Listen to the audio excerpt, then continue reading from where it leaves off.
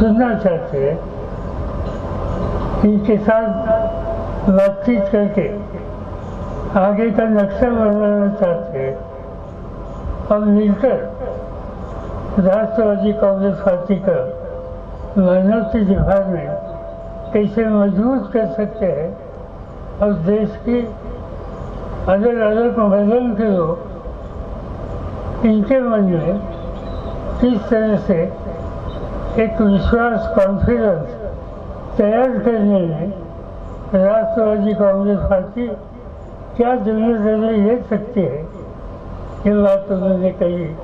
और इसीलिए ये आज की वर्किंग कमेटी की विषय यहाँ बुलाई हो। मुझे खुशी है कि आप मेरे तादाद में यहाँ शामिल हो गए।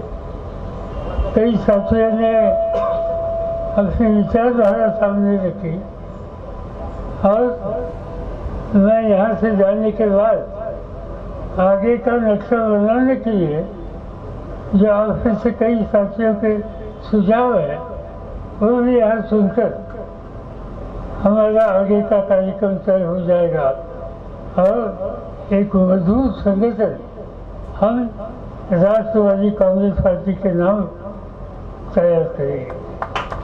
आज मेरे को एक अजीब स्थिति है। एक समय है लोगों में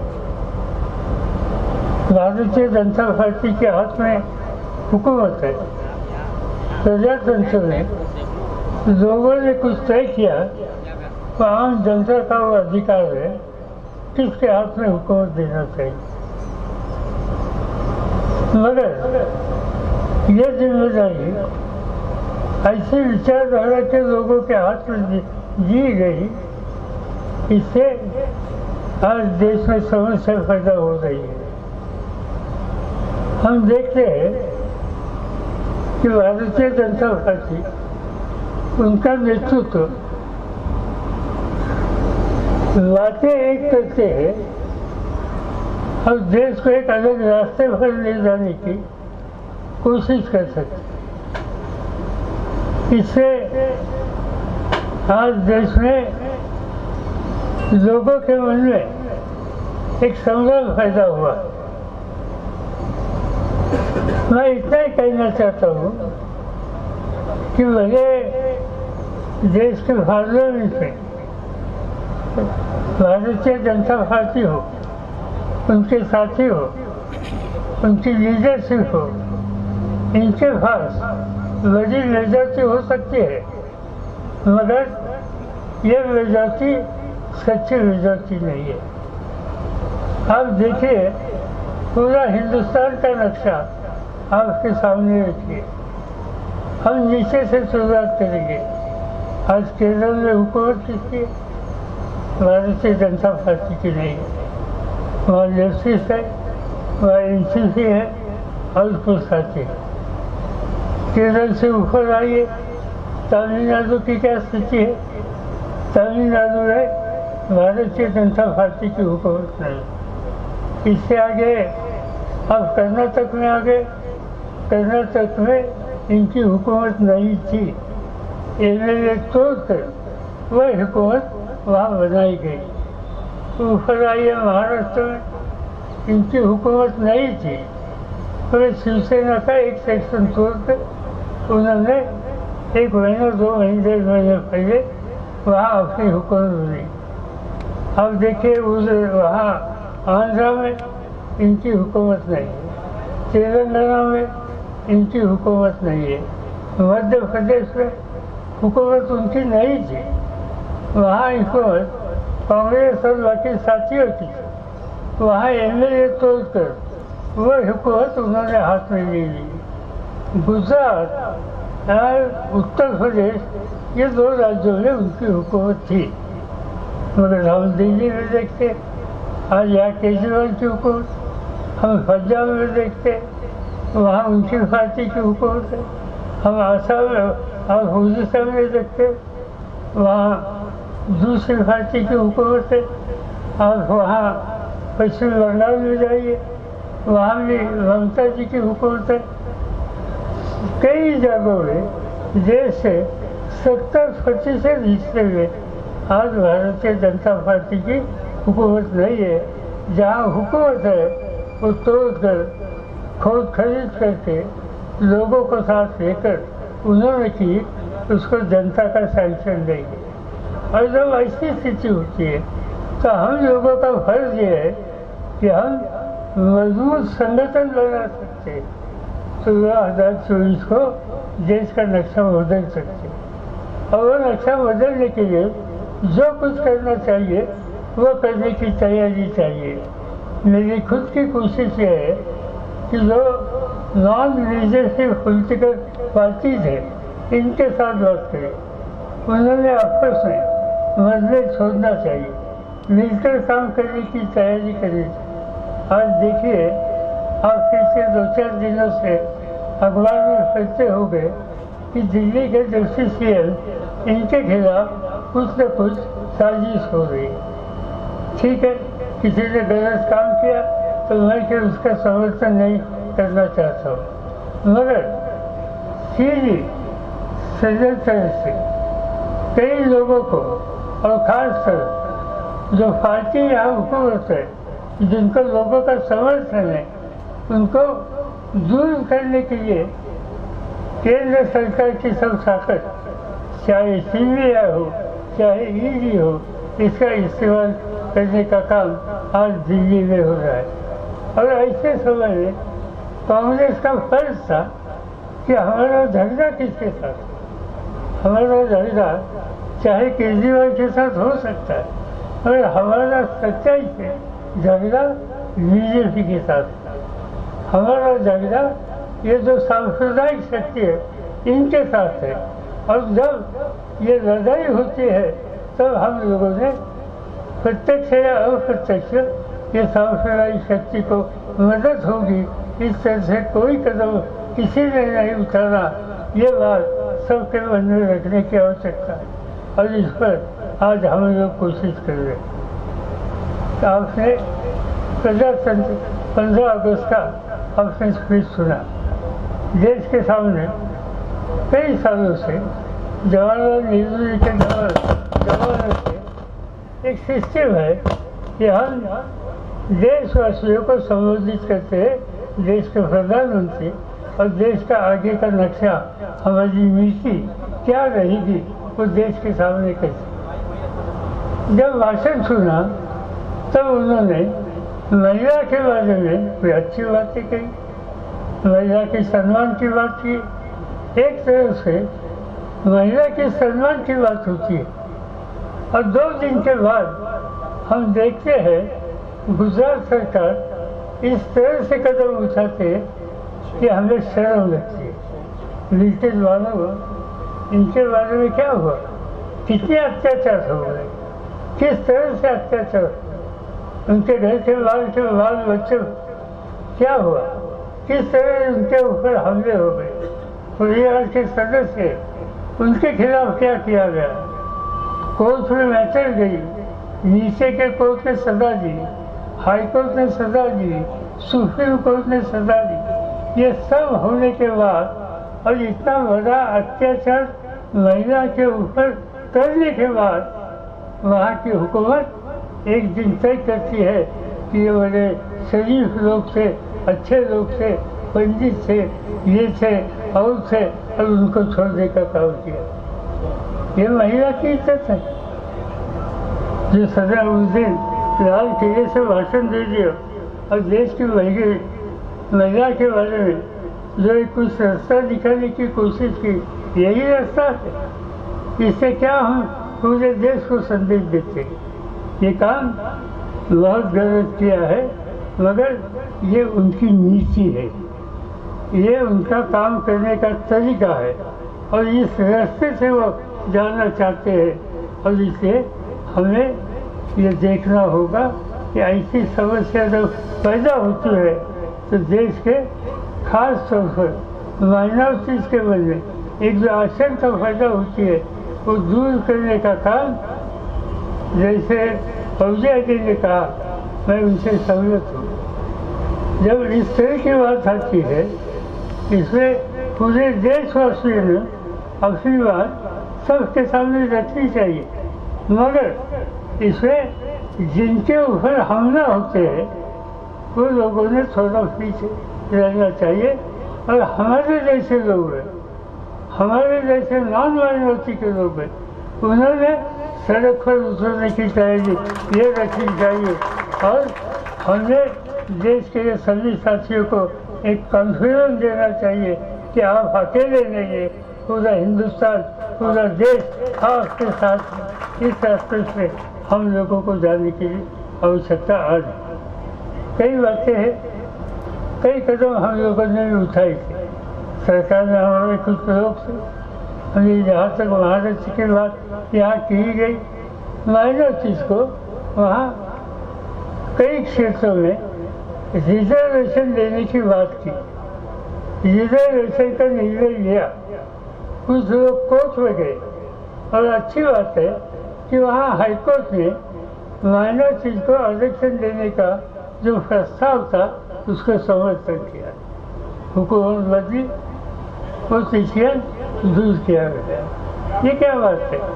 आज पूरे देश में हम देखेंगे गरीबी कहाँ जा रहा है, शिक्षा की कम कहाँ है। मैं देखता हूँ गांव में जाकर, मेरे जितने मुस्लिम परिवार हैं वहाँ गरीबी मुझे ज़्यादा दिखाई दी, वहाँ शिक्षा की कम दिखाई दी थी।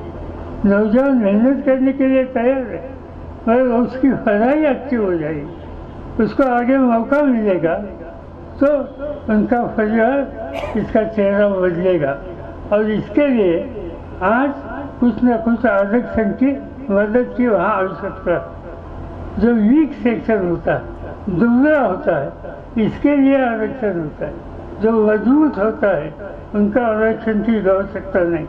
और आज इस देश में जैसा दलित एक पिछड़ा हुआ है, दुबला है, आदिवासी जैसा है, इसी तरह से माइनॉरिटी की स्थिति इस देश में अलग नहीं है।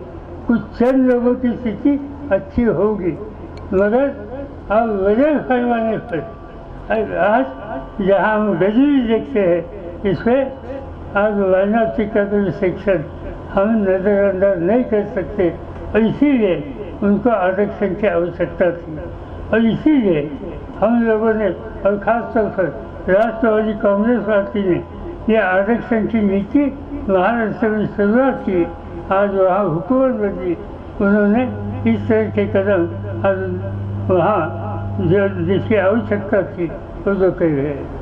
मंडल कमीशन देखिए, मंडल कमीशन ने देश को एक नया रास्ता दिखाया और मुझे खुशी है।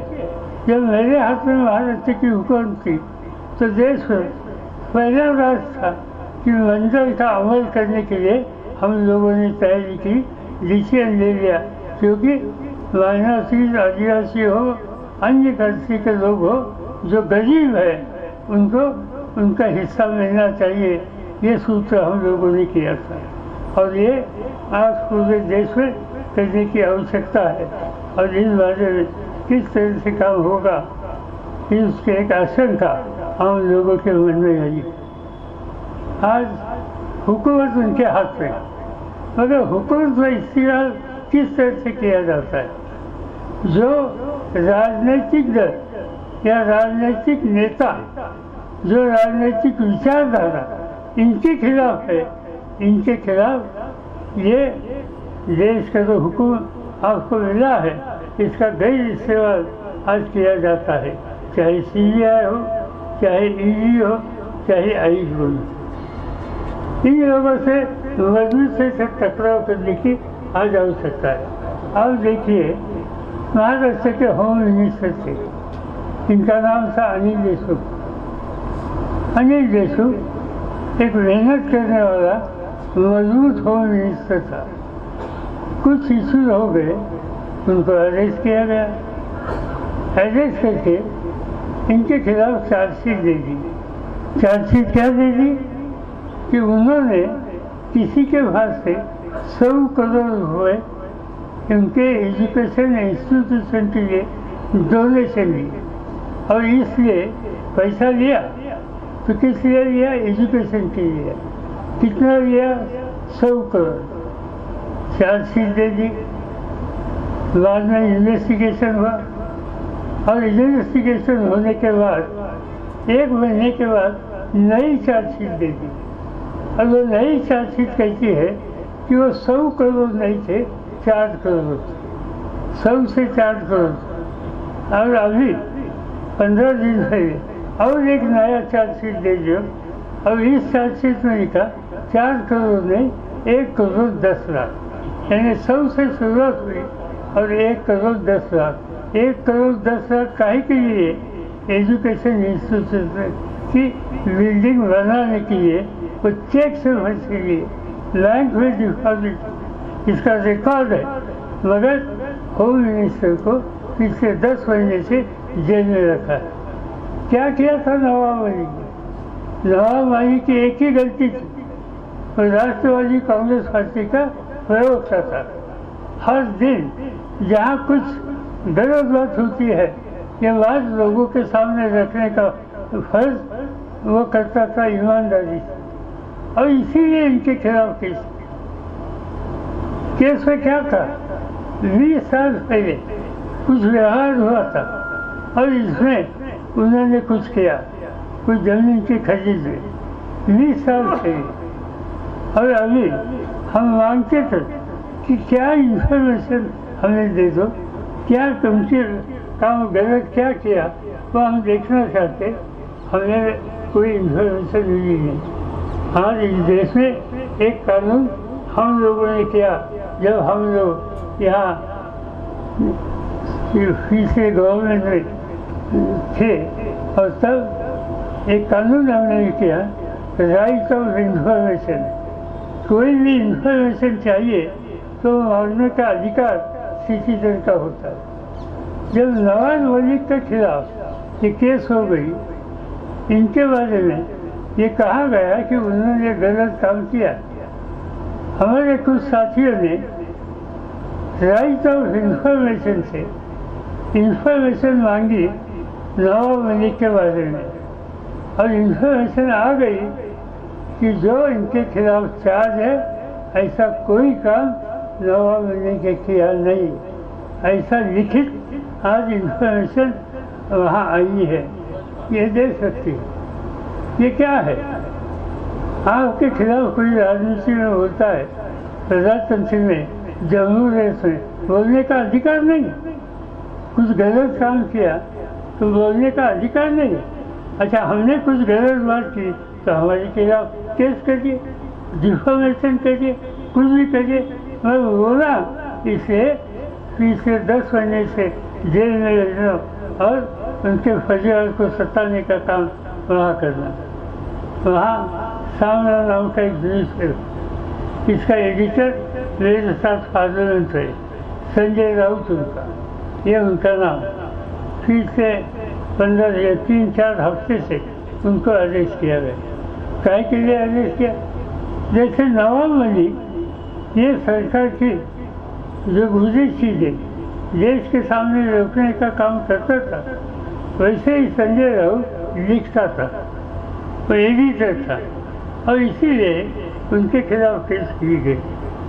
हमने पूछा उनके फरियाद को कि जब आप खाना देने के लिए जाते हैं तो पूछिए कि उनको क्या सवाल पूछते, क्या इन्वेस्टिगेशन उनका चालू है। तो हमें इन्फॉर्मेशन मिली कि उनको इतना ही पूछते हैं कि मुंबई शहर में कोरोना हुआ था तब जो कोई दवा पानी दिए इसके लिए कितना खर्चा होगा। ये बोलता मैं न्यूज़पेपर में काम करता हूँ, मैं एडिटर हूँ, वहाँ कितना खर्चा हुआ वो डॉक्टर को पूछो, हॉस्पिटल को पूछो, मुझे क्यों पूछ रहे? नहीं, जब तक ये इन्फॉर्मेशन आप नहीं देगी तब तक आपका छुटकारा नहीं। इस आदमी को वहाँ रखा गया। ऐसे जगह जगह पर आज देश में कई राज्यों में इस तरह की स्थिति पैदा हुई, और जब ऐसी स्थिति पैदा हुई तो हम लोगों का फर्ज है प्रजातंत्र का रक्षा करने की जिम्मेदारी जो हमके ऊपर है वो संभालने के लिए, पूरी करने के लिए ऐसी जो गलत शक्तियाँ, हुकूमत का गैर इस्तेमाल आज देश में हो रहा है, इसके खिलाफ आज हमें बहादुर से खड़ा रहने की तैयारी रखनी चाहिए। कितनी बात मैं कह सकते हैं, अनेक कई राज्यों में जहाँ नॉन कांग्रेस गवर्नमेंट है वहाँ तकलीफ शुरू है। आप देखते हैं पश्चिम बंगाल में हर दिन किसी एमएलए के खिलाफ, किसी एमपी के खिलाफ, किसी मिनिस्टर के खिलाफ कहीं ना कहीं से रेड आज शुरू है। आज लोगों में, गांव वालों को इससे पहले पुलिस केस मालूम थी, पिछले कुछ सालों में सीबीआई मालूम हो, और अभी ईडी आ गई। आज गांव में पूछते ईडी क्या, गांव में कुछ झगड़ा हो गया तो गांव वाला किसान अपने साथियों को बोलता हो कि भाई तुम ये ठीक करो नहीं तो ईडी लगाऊंगा। ये ईडी लगाने के बाद जिन लोगों को ईडी मालूम नहीं, आज ये ईडी इन लोगों ने देश के सामने दी, और इससे आज ये जो कुछ चला है तो देश की भलाई के लिए चालू नहीं, हम लोगों को इसमें काम करने की आवश्यकता है। मैंने भारतीय जनता पार्टी के कुछ एमएलए और नेता लोगों की स्टेटमेंट देखी। हमारे यहाँ एक एमएलए साहब ने कहा वो पहले कांग्रेस छोड़कर आज बीजेपी में गया। उनको सवाल पूछा मीडिया वालों ने, आपने ये क्यों किया?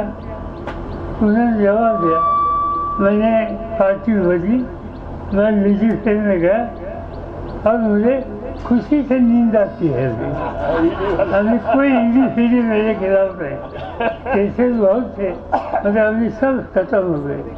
वहाँ एक धुलाई का मशीन है, इस मशीन में जाए तो हम क्लीन होकर बाहर आते। और ये काम आज यहाँ हो रहा है। ये बात देश के प्रजातंत्र के लिए, डेमोक्रेसी के लिए बिल्कुल ठीक नहीं, और इससे हम लोगों को सोचना होगा। आज मुझे याद है कि 1975, 76, 77 ऐसी स्थिति देश में हुई, इमरजेंसी लाई, हजारों लोग जेल में गए, और तब सब लोग कहते थे कि अगले 25 साल देश में बदलाव नहीं आएगा। ये बात 76 की थी, 77 का चुनाव होगा, और आपने देखा कि सरकार बदली। कई लोग छोटे थे जिनका नाम मालूम नहीं था, वो हरी वोटों से जीत गए। इस देश में एक अच्छी बात है, हमारे जैसे राजनीति में काम करने वाले लोग हैं, जो हमें अक्ल मिली है, इससे इस देश के आम लोगों की अक्ल ज़्यादा है। और वो अक्लमंद लोग देखते हैं, बोलते नहीं, मगर जब समय आता है तो काम ठीक करते हैं और सबक सिखाते हैं। ये सबक सिखाने का टाइम 24 में आएगा, हम लोगों ने इसकी तैयारी करनी चाहिए। मुझे विश्वास है इसमें सभी सेक्शन, चाहे माइनॉरिटीज़ का हो चाहे मेजॉरिटीज़ का हो, सब मिलकर देश की एकता, देश के प्रजातंत्र और देश का बेसिक अधिकार, इसका सम्मान करने के लिए हम मिलकर काम करेंगे। इतना मैं कहना चाहता हूँ। मुझे खुशी है कि आज मेरे सामने जिम्मेदारी अपने हाथ में लेकर एक नया हौसला